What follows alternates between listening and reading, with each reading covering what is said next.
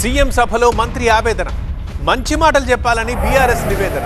ప్రజాపాలన విజయోత్సవాల్లో భాగంగా జరిగిన సభలో ఆ మంత్రి చేసిన వ్యాఖ్యలపై చర్చ జరుగుతోంది. మన ప్రాంతానికి ఇంత చేస్తే ఇలా వ్యవహరించడం ఏంటి అని అన్నారు మంత్రి. అయితే ప్రభుత్వ మాటల్ని ప్రజలు నమ్మడం లేదంటూ కౌంటర్ ఇస్తున్నారు మాజీ మంత్రి.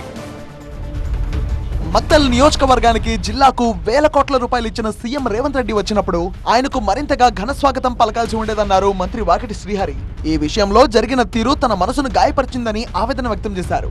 మనసు ఈ రోజు నేను నిజంగా కూడా టికెట్ అప్పుడు బాధపడలే, నేను నిజంగా కూడా కొంత మెజార్టీ తక్కువ బాధపడలే, ఇంకా ఇతరత చాలా మంది నా మీద దుమ్మెత్తి పోసిన బాధపడలే. కానీ ఈరోజు ఏ పెద్ద తనం ద్వారా మనకింత సాయం చేసిండో ఆ పెద్ద మనిషి మన దగ్గరకు వస్తే ఈరోజు మీరు చేసిన ప్రవర్తన మనసు గాయమైందని మాత్రం తెలియజేస్తా ఉన్నా. ఇది మళ్ళొక్కసారి జరగొద్దు. మన లోపల మార్పు రావాలి.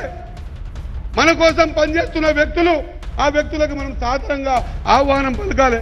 పాలమూరుకు బీఆర్ఎస్ ఏమీ చేయలేదంటే ప్రజలు ఎలా నమ్ముతారన్నారు మాజీ మంత్రి శ్రీనివాస్ గౌడ్. మంచి మాటలు చెబితేనే ప్రజలు సభకు వస్తారన్నారు. ప్రజలు ఎట్లా వస్తారు? మంచి మాటలు మాట్లాడితే వస్తారు, మంచి పనులు చేస్తే వస్తారు. ఎవరే కానీ మీరే రాలేదంటుందంటే, స్టార్టింగ్ సభకే రాలేదంటుందంటే జనంలో ఏ మేరకు ఉందో ఒక్కసారి అర్థం చేసుకోవాల్సిన అవసరం ఉంది, దాన్ని సరి చేసుకోవాల్సిన అవసరం ఉంది.